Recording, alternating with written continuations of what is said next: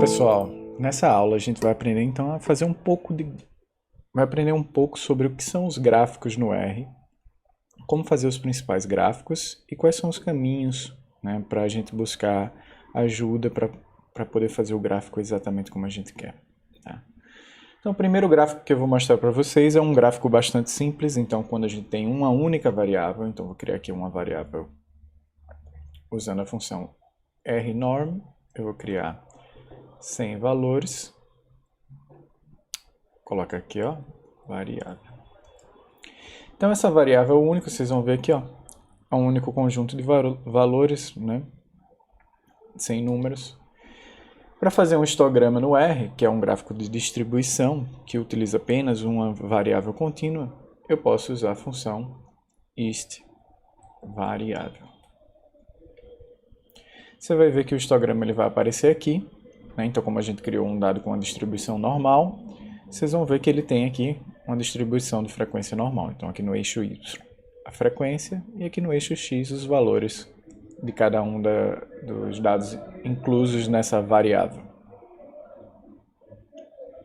A gente pode mudar alguns argumentos do nosso histograma, por exemplo, como o título do nosso histograma.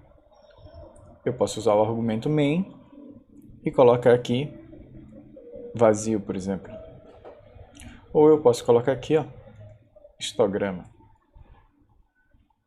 como vocês preferirem. Para mudar os labels, né, do eixo X e do eixo Y, os nomes que estão ali, frequency e variável, eu posso botar o ylab, que significa ylabel, e eu vou colocar aqui o nome do meu eixo Y, vai ser em português, vou colocar frequência. Vamos ver agora que ele mudou aqui para frequência. Embaixo, no xlab, eu posso colocar variável. Eu também posso mudar outros aspectos no histograma, como por exemplo, o número de bins, né, que eles chamam dessas caixinhas aqui, quantos eu estabeleço. Você vai ver que aqui tem 1, 2, 3, 4, 5, 6, 7. Eu posso mudar, por exemplo, para 15. Ou para menos, para 5. Tá? Como você achar melhor. Um outro aspecto que é importante é que a gente pode mudar a cor desse nosso gráfico. Mudando aqui, por exemplo, para azul. Se você colocar no Google quais são as cores do R, você vai ver que tem várias maneiras de escrever uma cor, tanto usando o código quanto usando o nome direto dela aqui. Pode buscar no Google e você vai ver uma série de variações que pode ser útil para você. Um outro aspecto normalmente que a gente muda é o tamanho da fonte aqui do texto que está no gráfico. Então eu posso vir aqui, por exemplo, escrever sex.lib e eu posso mudar para 2. Você vai ver aqui que aumentou. Posso ir ajustando até o tamanho que eu quero. Por assim vai. Se eu quiser mudar o texto que está nos eixos, eu posso usar o sex.axis. E aí eu vou alterando o tamanho conforme eu quero. Assim por diante, né? O sex.main. Posso aumentar também. Tá? Se eu quiser, eu posso dar um zoom nesse gráfico aqui usando a facilidade que o RStudio tem. Posso apertar aqui zoom. Ajustar aqui o tamanho conforme eu queira. E aí eu posso ver os detalhes do meu gráfico. Uma outra coisa que eu posso fazer no RStudio é observar gráficos anteriores. Então eu posso voltar aqui na setinha e passar aqui para frente. Eu também posso salvar uma imagem, salvar um PDF ou copiar essa imagem usando essas opções aqui direto do RStudio. Eu posso também remover esse único plot ou remover todos os plots que estão aqui. Tá? Não tem nenhum problema porque é só eu recriar ele novamente. Lembrando sempre que se você tiver alguma dúvida, você pode vir aqui, ó, escreve a interrogação isto e você vai para o help da função. Você vai ver que no help aqui ele vai descrever uma série de parâmetros, de argumentos, né, que você pode mudar. Além disso, ele dá esses 3 pontinhos. O que significa isso? Que o restante dos parâmetros do gráfico, dos argumentos, você pode olhar na função par. Então, se você olhar aqui, ó, vou colocar aqui no script.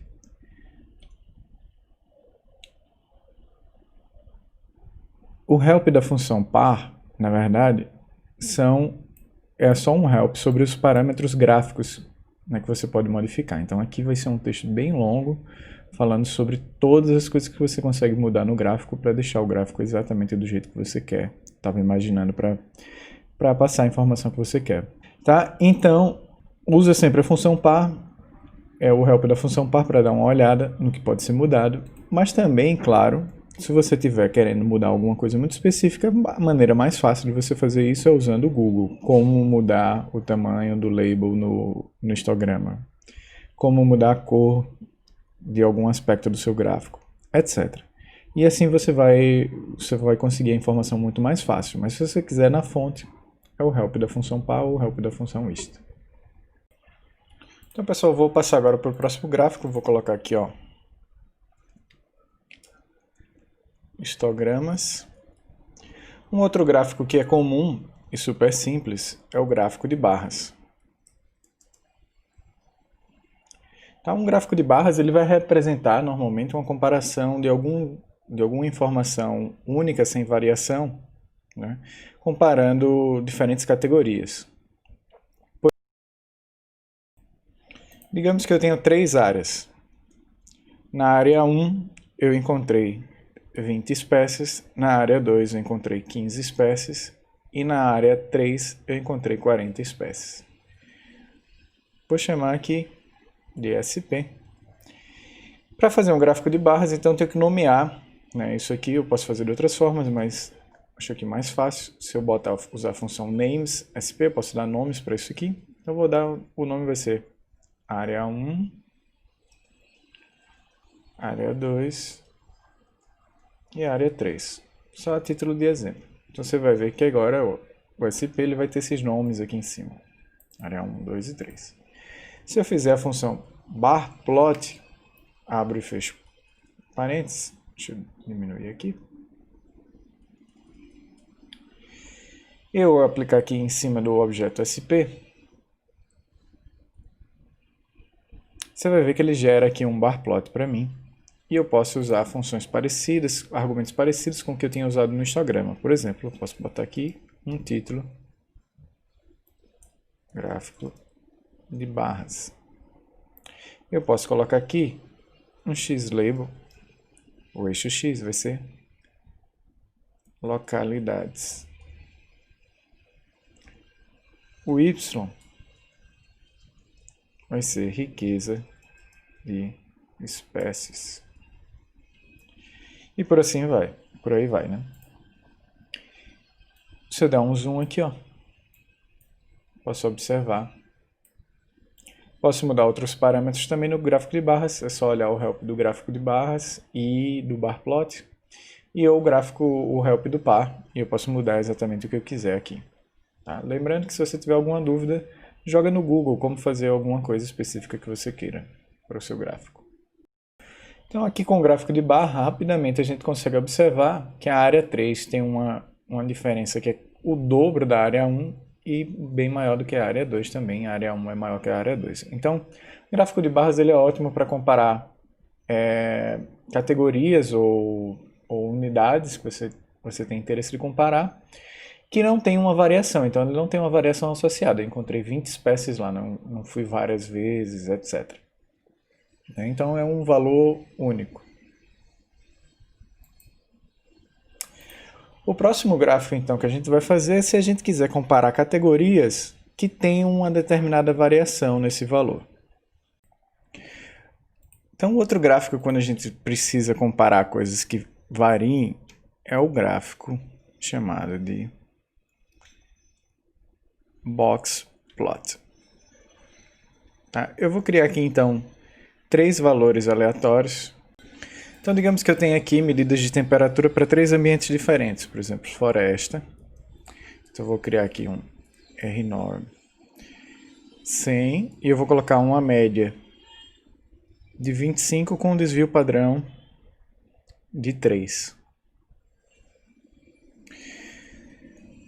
Para outro ambiente, como um ambiente urbano, eu vou colocar uma média de 30 e um desvio padrão de 8.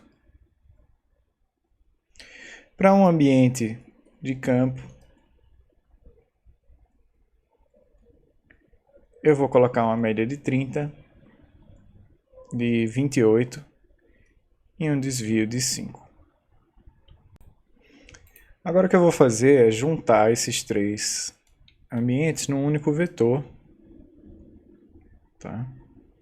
E aqui campo.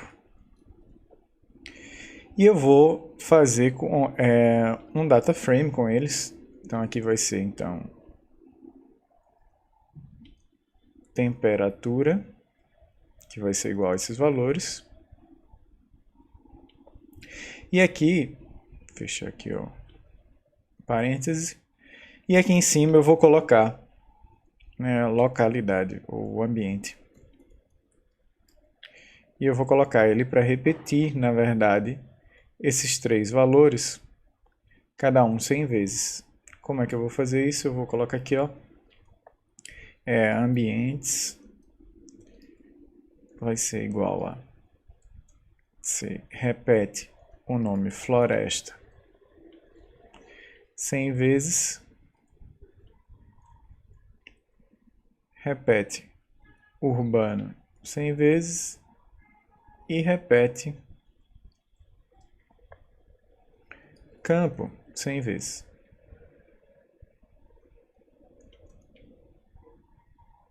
Dá uma vírgula aqui. Então quando eu rodar isso aqui, ele vai ser uma coisa parecida com o que vocês estão vendo aqui, de vocês. Então tem uma variável categórica aqui e uma variável contínua aqui. Vou chamar isso aqui de dados box. Então, para usar agora isso aqui para fazer o boxplot, eu posso usar a função boxplot, abro e fecho parênteses, e aqui eu vou escrever de uma maneira distinta como fazer o plot. Então, eu vou escrever assim, olha, vou usar o nome da minha coluna, temperatura, vou usar o til, que ele vai indicar temperatura em função de ambiente. E eu vou dizer que meus dados, ou seja, data, igual a dados box. Então ele vai pegar minha coluna temperatura e vai descrever ela em função do ambiente. Tá? Isso vai ser útil mais para frente quando a gente for aprender modelos lineares no R. Tá? Então quando eu faço isso aqui, ó, vocês vão ver que ele faz aqui para mim um boxplot. Então eu posso comparar, como a gente viu, tanto em termos de variação, vou ver que a variação da temperatura na floresta ela é menor do que no ambiente urbano, que é menor também e é menor que o campo. Tá? Enquanto o campo ele é menor que o ambiente urbano em termos de variação. A temperatura, a mediana da temperatura também é menor em relação ao campo e ao ambiente urbano, né? E a gente começa a ver então uma descrição disso aqui. O boxplot ele vai determinar basicamente, né, essa linha aqui do meio vai ser a mediana. Aqui a gente vai ter o 2 quartis, né, que é o quartil do 25%, quartil do 75%, ou seja, 75, entre 25% e 75% dos dados está dentro dessa caixa aqui. A mediana ela vai representar os 50%, né, 50% dos dados estão abaixo desse valor, 50% estão acima desse valor. E esses traços em cima vão ser o máximo e o mínimo. A não ser que esse valores passem de 1,5 vezes mais do que o valor mínimo ou o valor máximo aqui da caixinha do boxplot. Aí nesse caso ele começa a representar em pontos separados. Você pode alterar essa opção também lá. Mas quando não tem esse pontinho separado, isso aqui vai representar o máximo e o mínimo. Então você tem uma noção da variação desses dados e tem uma noção também dos outliers que podem estar aparecendo. Tá, então esse aqui é o boxplot. Lembrando também que você pode alterar os parâmetros aqui do boxplot.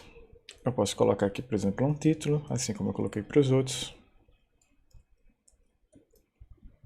Tá? Eu posso mudar a cor. Vou colocar outra cor, etc. Você pode olhar tanto o help do boxplot, né? Para olhar os parâmetros. Quanto eu já falei, você pode olhar o par para dar uma olhada nos detalhes, ou usar o Google novamente, né, que é a maneira provavelmente mais fácil de você encontrar o que você quer fazer. Então, o último gráfico então que a gente vai fazer aqui é o gráfico de dispersão. Esse gráfico ele normalmente é utilizado quando a gente tem duas variáveis categóricas e a gente quer mostrar elas, tá?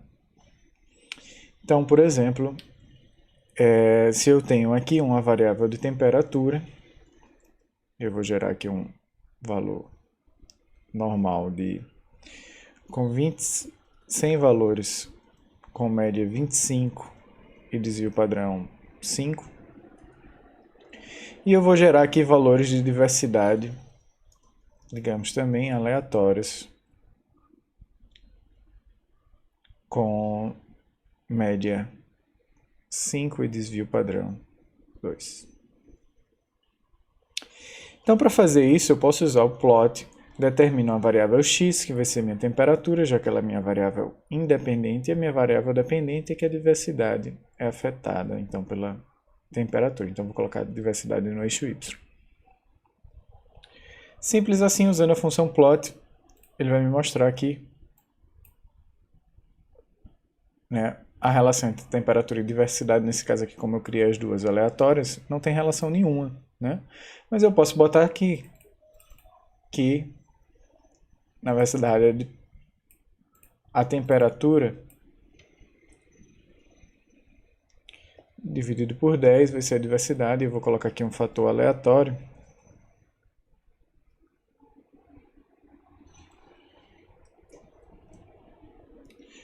Run if 100. Tá? Nesse caso aqui a gente vai ver uma relação, então, entre temperatura e diversidade. Tá? Se você quiser ver aqui o que eu fiz que a temperatura seria uma função dividida por 10, né? E mais um valor aleatório aqui. Tá? Então, nesse caso aqui, um gráfico de dispersão ele permite que a gente veja a relação entre essas duas variáveis. A gente está vendo que à medida que a temperatura aumenta, aqui a diversidade aumenta, né? Tem uma determinada variação nisso aí, que a variação exatamente é o valor aleatório que eu coloquei, né? Se eu retirar, por exemplo, esse valor aqui, ele vai dar uma reta perfeita, né? Tá? Então, o gráfico de dispersão ele serve exatamente para mostrar a relação entre duas variáveis numéricas. O plot ele pode ser escrito também de outra forma, que é da maneira como a gente fez ali o boxplot. Pode ser, ó, temperatura, né, diversidade em função da temperatura. E eu posso mexer aqui também, ó, em aspectos como eu mexi nos outros argumentos, né? Então, posso botar aqui gráfico de dispersão. Posso colocar. Uma outra coisa que é muito útil é mexer, por exemplo, no tipo de ponto. Então, eu posso botar PCH. Posso mudar, por exemplo, para outros tipos. Né? Se você colocar no Google tipos de PCH, ele vai mostrar todos os tipos que você tem. Tá? Eu costumo usar esse 20 aqui, ó. São bolinhas fechadas. Posso mudar também o tamanho dele. Então, aumentar ou diminuir. Posso mudar a cor. Vou botar aqui a cor azul. Certo? Se eu quiser adicionar outros pontos para esse gráfico, o que eu posso fazer? Por exemplo, digamos que eu tenho aqui a temperatura em outra área. Por exemplo, a temperatura aqui eu vou chamar de temperatura 2, em que eu vou ter uma média mais baixa. Eu posso usar a função points, em que eu vou colocar aqui temperatura 2, diversidade, em função de temperatura 2, e eu posso mudar, por exemplo, PCH para 21, vou deixar aqui o sex 0.5 também, o tamanho do ponto, e vou botar a cor de vermelho. Então, por exemplo, eu posso ir aqui, ó, vou mudando, não gostei desse 21, posso colocar o 18. Vamos ver aqui, 18. Ele já diferencia melhor, né, os pontos, os símbolos. Então aqui eu começo a observar dois padrões, né, tanto o vermelho quanto o azul. Teria que começar a colocar as legendas e tudo mais, que vocês podem ver como é que faz isso usando o Google. Esse aqui é o básico, então, dos gráficos, né, como gerar gráficos. Tá? E agora eu vou mostrar para vocês como é que eu salvo esses gráficos em alta resolução para que você possa, por exemplo, usar em artigos científicos. Então a maneira de salvar esses gráficos, a gente pode usar, por exemplo, a função TIFF. Você vem aqui no Help. Tá? Você vai ver que, na verdade, ele tem vários formatos que você pode salvar, não só o TIFF. Então, BMP, JPEG, PNG, etc. E aqui estão todos os argumentos que você pode utilizar. Essa função ela é feita de uma maneira um pouco distinta das outras, né? Então, eu posso escrever aqui, por exemplo, TIFF, escrevo o nome do arquivo que eu quero.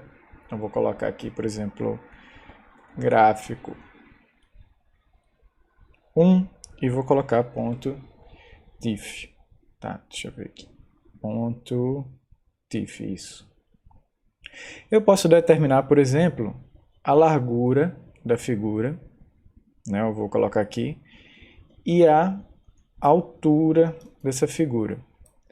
As unidades elas estão em pixels, mas você pode botar unidades em centímetros. Então, posso colocar aqui, por exemplo, que a largura vai ser 5 e aqui 5 centímetros. Tá? Eu posso determinar também, por exemplo, a resolução. Normalmente uma revista científica pede pelo menos 300 dpi. Tá? Então eu vou colocar aqui. Então eu chamo essa função e logo depois eu tenho que executar o gráfico. Então, por exemplo, eu vou colocar aqui o gráfico que a gente quer. E logo depois do gráfico eu tenho que usar essa função dev.off. Então quando eu rodar todo esse conjunto aqui... Opa, parece que eu tinha errado aqui só. Deixa eu botar o H para cá. Tá. Então quando eu rodar isso aqui, vocês vão ver que ele vai aparecer aqui, ó, gráfico 1. Se eu clicar, ele aparecer esse gráfico. Você vai ver que ele ficou meio feio, né? Óbvio. Então, quer dizer que eu tenho que melhorar os parâmetros da minha figura. Então, por exemplo, aqui ao invés de 5, parece que ficou pequeno, eu vou botar 10 e 10. Vamos ver agora como é que ele fica. Já ficou um pouco melhor, né? Então você pode ir ajustando os parâmetros de acordo com a maneira que você queira deixar no gráfico final. Tá? Então, posso aqui aumentar a largura ainda. Vamos ver aqui. E da mesma maneira que eu salvei em TIFF, você pode salvar, olhar o Help aqui, e você vai poder salvar em outros formatos, inclusive em PDF, se você quiser.